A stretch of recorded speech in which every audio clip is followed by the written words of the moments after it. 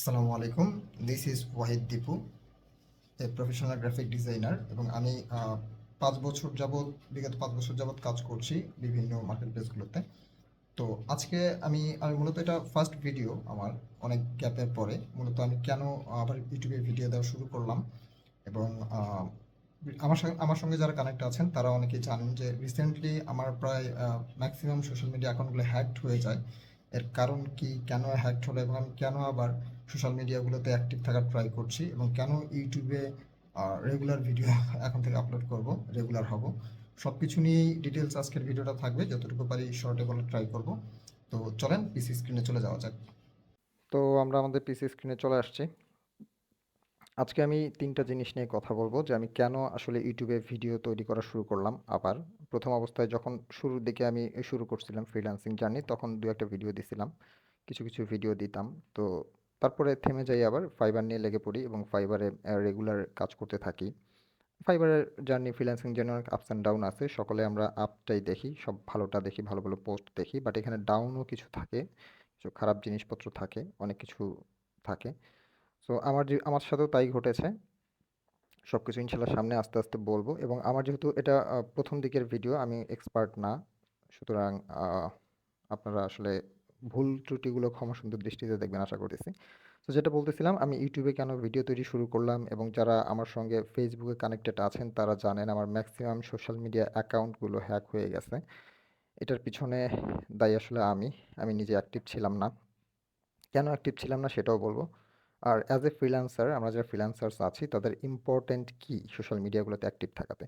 সুতরাং আমি নিজেকে আসলে সোশ্যাল মিডিয়াতে অ্যাক্টিভ রাখার জন্য এবং রেগুলার হওয়ার জন্য, সব কিছু মিলা একটা রুটিনে আসার জন্য আমি আবার ট্রাই করছি যে রেগুলার ভিডিও ক্রিয়েট করার জন্য। নট অনলি ভিডিও, আমার যত সোশ্যাল মিডিয়া প্ল্যাটফর্মগুলো আছে আমি অ্যাক্টিভ থাকবো। কারণ আসলে একটা কথা বলে না যে ওই পিছনে আগুন না লাগলে কেউ দৌড়ায় না। আমার অবস্থাটা হচ্ছে সেম। তো যারা আমার সোশ্যাল মিডিয়াতে আছেন, আমি একটা পোস্ট করছিলাম যে আমার একে একে সব অ্যাকাউন্টগুলো হ্যাক হয়ে যাচ্ছে। আর 6 বছরের বেশি সময় ধরে আমার যে অ্যাকাউন্টগুলো আমি তৈরি করছি এগুলো হ্যাক হয়ে গেছে। এটা ক্র্যাক সফটওয়্যার ব্যবহার করার জন্য হয়েছে নাকি সোশ্যাল মিডিয়াতে অ্যাক্টিভ না থাকার জন্য হয়েছে, এটা আমি জানি না।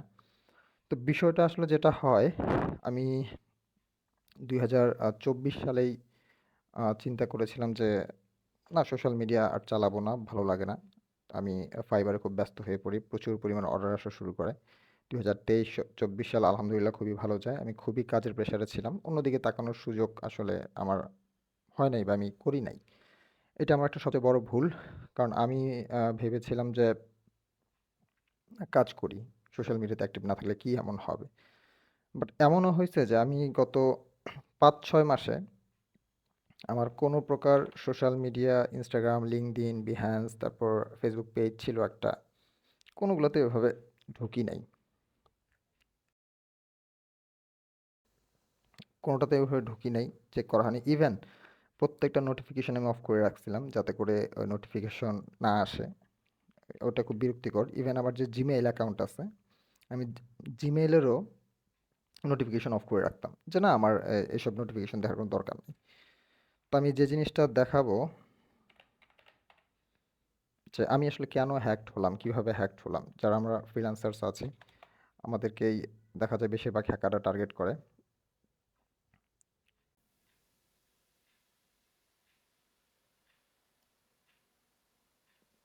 আচ্ছা, এই জিনিসটা খুঁজতেছিলাম। আমার এই যে একটা মেইল আসে, যে মেইলটা আমি দেখি নাই তখন যখন আসে, আমার আহ, যে hi Wahidul Dipu, the email on your Instagram account was change to, আমার এই মেইল থেকে নিউ ইমেল করা হয়েছে এইটা, ঠিক আছে। তারপর if you didn't change your email address you can secure your account here. Actually আমি এই মেইলটা দেখিই নাই যখন আসছে, এই মেইলটা আমি লক্ষ্যই করি নাই। আমি প্রায় 2 মাস পর হঠাৎ করে আমার ইনস্টাগ্রাম অ্যাকাউন্ট লগ ইন করতে যাই, লগ ইন করতে গিয়ে দেখি যে অ্যাকাউন্ট, মানে পেজ ওয়াজ নট, কি বলে, অ্যাভেলেবেল, পেজ অ্যাভেলেবেল না, পেজ ওয়াজন্ট অ্যাভেলেবেল। তারপর আমি ইনস্টাগ্রামে কন্ট্যাক্ট করি, অনেক কন্ট্যাক্ট করে কোনো কাজ হয় না, আমি আমার অ্যাকাউন্টটা ব্যাক করতে পারি নাই। তো এরপরে আমি নতুন ইনস্টাগ্রাম অ্যাকাউন্ট খুলি। ইনস্টাগ্রামের পরপর টুইটার অ্যাকাউন্ট হ্যাক হয়। আমি টুইটারের অ্যাকাউন্টটা পাসওয়ার্ড রিকভারি করেছি। তারপরে আমার ফেসবুক পেজ আছে, ফেসবুক পেজটা হ্যাক হয়েছে। এই যে ইনসেন্ট ইজ বাইকার বা ওয়াহিদুল ইসলাম ওয়াহিদ, সবচেয়ে কষ্টের বিষয় এটা আমার, টুকটাক বাইকিং করতাম, বাইকের ভিডিও টিডিও দিতাম, 7,500 ফলোয়ার আছে।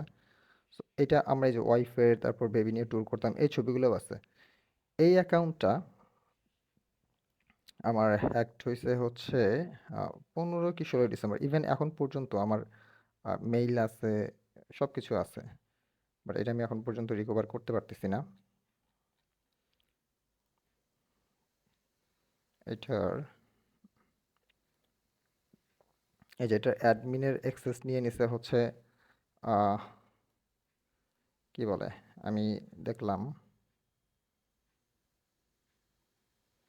এগুলো আমার করা।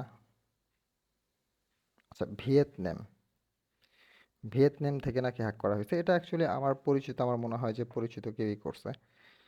সো আমি আসলে যে বিষয়টা বোঝাতে চাচ্ছি যে আমার ইনস্টাগ্রাম, টুইটার, লিঙ্কডইন অ্যাকাউন্টগুলো হ্যাক হয়ে যায় শুধুমাত্র আমার অ্যাক্টিভ না থাকার জন্য। আরেকটা কারণ হতে পারে যে কারণে হ্যাকড হয়েছে বলে আমি মনে করি, সেটা হচ্ছে আমরা অনেকে ডিজাইনার যারা আছে আমরা ক্র্যাক সফটওয়্যার ইউজ করি। এই জন্য আমার সাজেশন থাকবে, বা আমি এখন থেকে যেটা করি, যে আমি ক্র্যাক ফাইল যদি ইনস্টল করতে হয়, ক্র্যাক সফটওয়্যার যদি ইনস্টল করতে হয়, সেক্ষেত্রে পরিচিত কেউ ইউজ করে আমার নেটওয়ার্কের ভিতর, অনেকদিন যাবত কোনো প্রবলেম হচ্ছে না, এইরকম অথেন্টিক সোর্স ছাড়া আমি মনে করি যে আমাদের কোনো প্রকার ক্র্যাক সফটওয়্যার বা ফাইল ডাউনলোড করা উচিত না।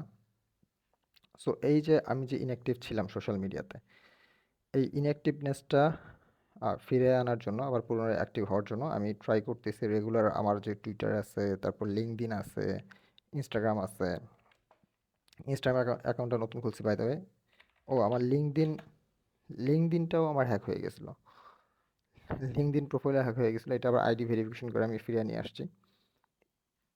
সো আমার এই অ্যাকাউন্টগুলো যাতে হ্যাক না হয়, এই জন্য আমার অ্যাক্টিভ থাকা খুব জরুরি। এই জন্য আমি ট্রাই করতেছি যে রেগুলার যতটুকুই পারি, যতটুকুই জানি আসলে ইউটিউবে প্রতিদিন কিছু না কিছু ভিডিও আপলোড করার জন্য। কারণ আমি গত 5 বছর, আমি অলরেডি বলেছি, আমি গত 5 বছর যাবৎ গ্রাফিক ডিজাইন রিলেটেড কাজের সঙ্গে জড়িত আছি এবং কাজ করছি ফাইবারে। সো ফাইবারে এখন পর্যন্ত আমি অর্ডার কমপ্লিট করেছি প্রায় 786টা। 786টা অর্ডারের ভিতর ক্যান্সেল হয়েছে 22টা, অ্যাক্টিভ অর্ডার আছে 4টা। তো এনিওয়েজ, তো আমার এই ফাইবার জার্নি প্লাস আমার ফ্রিল্যান্সিং জার্নিতে আমি এখন এখন পর্যন্ত যতটুকু জানি এবং ভবিষ্যতে জানবো ইনশাল্লাহ, আমি ট্রাই করবো শেয়ার করার জন্য। কারণ আমি ব্যক্তিগতভাবে নিজেও গত 5-6 বছর ইউটিউব থেকেই ম্যাক্সিমাম জিনিস আমি শিখেছি। সো অ্যাকচুয়ালি এই জন্যই মূলত ইউটিউবে ভিডিও আপলোড করা শুরু করা।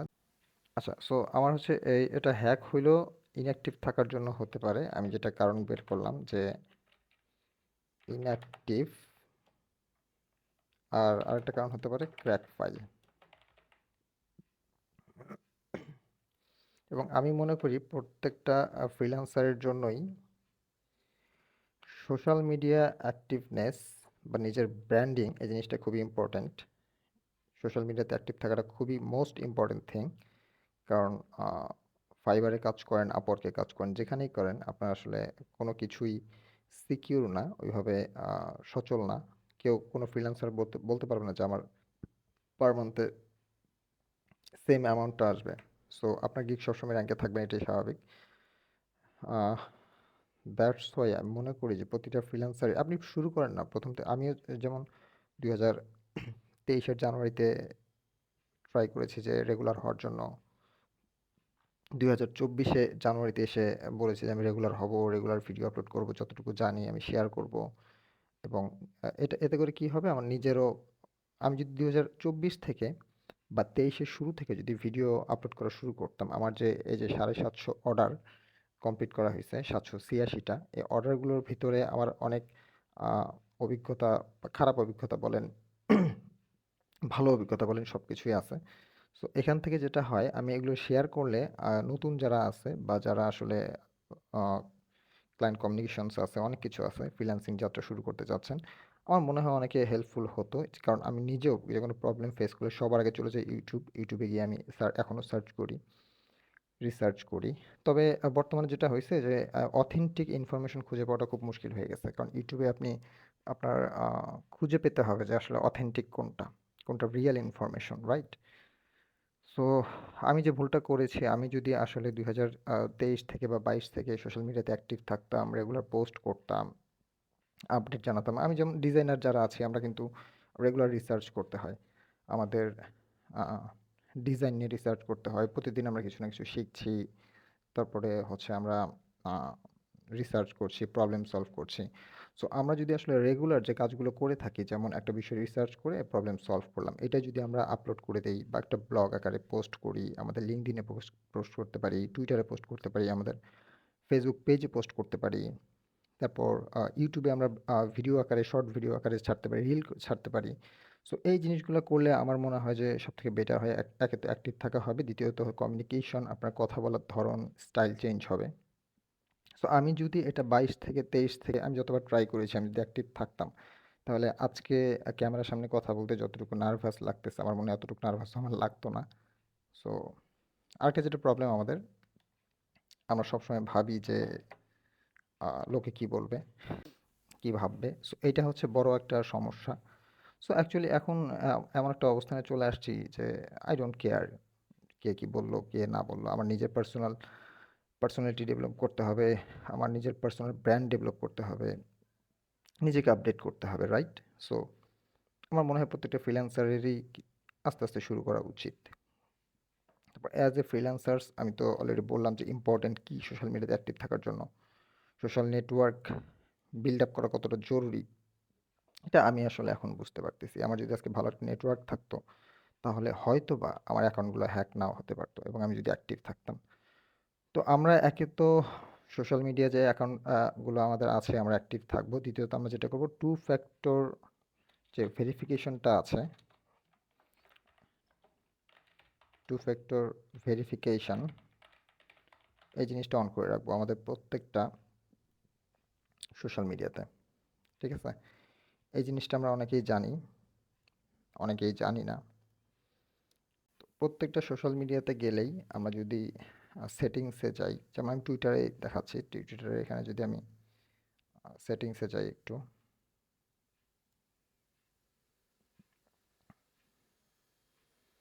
সেটিংসে যাওয়ার পর আমি এই জিনিসটা আমার বন্ধ করা ছিল, যে আমার ভালো লাগতো না যে আমি নতুন কোনো ডিভাইসে লগ আউট করার পর লগ ইন করলে আবার একটা কোড আসে, কোড বসাবো। তো এই জিনিসটা আমার প্যারা লাগতো, দ্যাটস আমি এইটাও বন্ধ করে রাখছিলাম। এই যে টু ফ্যাক্টর অথেন্টিকেশন, এই টু ফ্যাক্টর অথেন্টিকেশন বা ভেরিফিকেশন প্রসেসটা এটা আমাদের সকলের অন করে রাখা উচিত। ঠিক আছে? এই জিনিসটা অন করে রাখলে আমার মনে হয় যে আর পরবর্তীতে প্রবলেম হবে না। টুইটারটা যেহেতু আমার অন করা নাই,